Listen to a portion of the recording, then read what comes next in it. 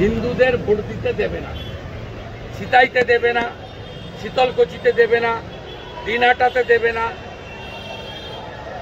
ক্যানিং, গোসাবা, বাসন্তীতে দেবে না, মিনাকা, হাড়োয়া, বাদুড়িয়াতে দেবে না, মুর্শিদাবাদের একটা বড় অংশ তো আছে। আমি আজকে আপনাদের মাধ্যমে বলছি, আমি পরে ইলেকশন কমিশনকেও লিখব যে হিন্দুদের জন্য, যেখানে হিন্দুরা সংখ্যালঘু,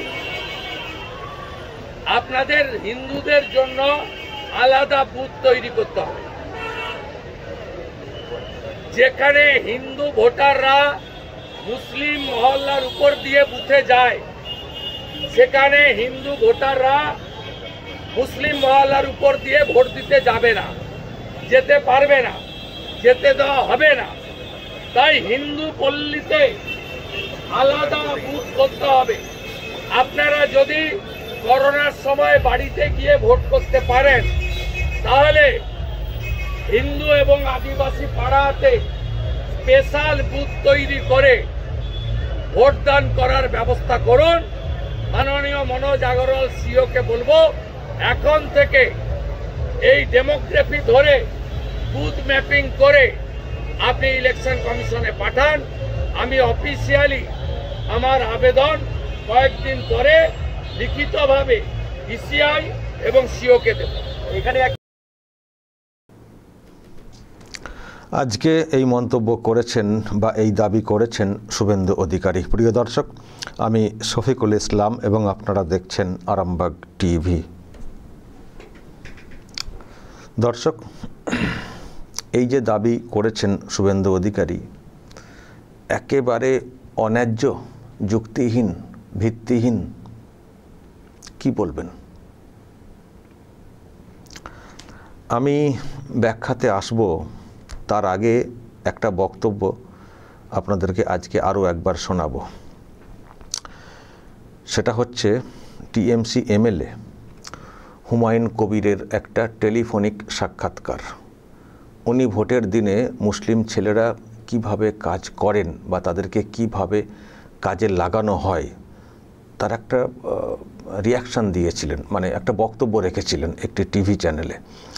আমি সেটা দর্শক আপনাদেরকে আজকে আরও একবার শোনাবো, তারপরে ব্যাখ্যা দিলে হয়তো বুঝতে অনেকটাই সহজ হবে। হুমায়ুন কবির কি বলেছিলেন, ভোটের দিনে মুসলিম ছেলেরা কি করেন, হিন্দুরা কি করেন, তার একটা ব্যাখ্যা উনি কিন্তু দিয়েছিলেন। আমি দর্শক আপনাদেরকে ওই অংশটা শোনাই, তাহলে পরবর্তী ব্যাখ্যা বুঝতে অনেকটাই সহজ হবে আপনাদের জন্য। আগে শুনুন কি বলেছিলেন হুমায়ুন কবির।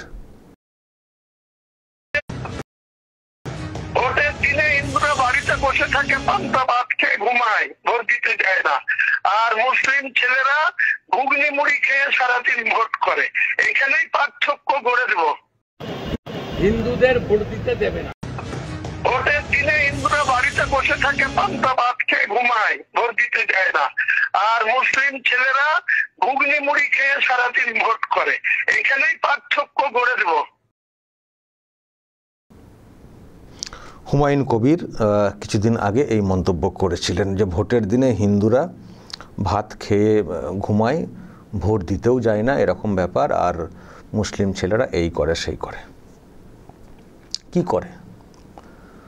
মুসলিম ছেলে বলুন আর যেই বলুন না কেন, ভোটের দিনে তাদের কি কাজ? ভোট তো করাবে নির্বাচন কমিশন। তাহলে ওরা কি করে? মুড়ি খেয়ে কি খেয়ে বললেন? তার মানে ভোট লুট করে। ভোট লুট করে, তাছাড়া আবার কি কাজ করবেন? ভোট তো করাবে নির্বাচন কমিশন। ভোটের দিনে ভোটাররা ভোট দেবেন, কমিশনের যারা ভোটকর্মী থাকবেন তারা ভোট মানে করাবেন। তো সেখানে আবার মুসলিম ছেলেদেরকে ওইসব খেয়ে দিয়ে পড়ে থাকতে হবে কিসের জন্য? তার মানে ভোট লুট করার জন্য। তো যদি মুসলিম ছেলেরা ওই কাজে ব্যস্ত থাকেন বা তাদেরকে ব্যস্ত রাখা হয়, তো তাহলে যারা, এটা কে বললেন? মানে হুমায়ুন কবির বললেন, টিএমসির এমএলএ বললেন। তো টিএমসি তো এখন মোটামুটি ধরেই নিয়েছে, এখন কেন আগে থেকেই ধরে নিয়েছিল যে হিন্দু মানেই সন্দেহের, ও টিএমসিকে ভোট দেবে না। সুতরাং তাদেরকে আটকাতে হবে, তাদের ভোটটা অন্যভাবে দেওয়াতে হবে, তাদের পথ আটকাতে হবে। তো সেই সব মাথায় রেখেই হয়তো শুভেন্দু অধিকারী বলছেন যে এরা তো ভোট দিতে দেয় না, ভোট দিতে দেবে না, তো সেই জন্য স্পেশাল ব্যবস্থা করতে হবে। হিন্দু এলাকা যেখানে হিন্দুরা সংখ্যালঘু সেখানে বিশেষ বুথ করতে হবে, এবং আদিবাসী পাড়া যেগুলো, এবং যেখানে মুসলিম মহল্লা দিয়ে যেতে হয় ভোট দিতে সেখান দিয়ে যাবে না হিন্দুরা, যাবে না বলতে যেতে পারবে না, যেতে দেওয়া হবে না।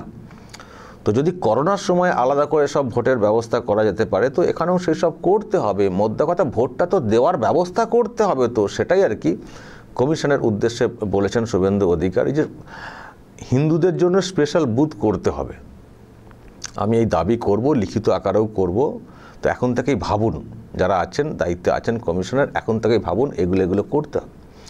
তো যেটা বলার দর্শক, যে শুভেন্দু অধিকারী যে দাবিটা করছেন একেবারে কি অন্যায্য দাবি? এই তো হুমায়ুন কবির পরিষ্কার বলছেন যে ভোটের দিনে উনি মুসলিম ছেলেদের কথা বলছেন, মানে ওনার দলের ছেলেদের কথা বলছেন, ওনার দলের হয়ে বিষয়টা বলছেন। তো মুসলিম ছেলে এক, আর 2 নম্বর হচ্ছে ওনার দলের হয়ে। তো তাহলে উল্টো দিকের যারা ভোটার, যারা হিন্দু এবং যারা উল্টো দিকে ভোট দেবেন, তারা কি করে ভোট দেবেন? তাদেরকে ভোটটা কি করে, মানে এই তো বলছেন হুমায়ুন কবির যে মুসলিম ছেলেরা এই করে, হিন্দুরা এসব মাথা ঘামায় না, মুসলিম ছেলেরা এই করে, মুসলিম ছেলেরা এই করে, মানে পরিষ্কার দর্শক এটা বুঝতে কোনো সমস্যা নেই যে ভোট লুট করানোর কাজে লাগানো হয়। তো যেখানে লুট করানোর একটা ব্যাপার থাকে তো সেখানে কি করে হিন্দু ভোটাররা ভোট দেবেন, সেই বুথে কি করে ভোট দেবেন, আর মুসলিম মহল্লার উপর দিয়ে তারা কি করে, কোন সাহসে যাবেন? কারণ হিন্দু মানেই উল্টো দিকে ভোটার, তারপর এখন আবার হিন্দু ব্যাপারটা সেন্টিমেন্ট তৈরি হয়ে গেছে, তো সেদিক দিয়ে তারা তো যেতে পারবেন না। তো তাহলে কি তারা ভোট দেবেন না? তাদের কি তাহলে ভোট দেওয়ার অধিকার নেই? তো কমিশনকে তো সেটা দেখতে হবে।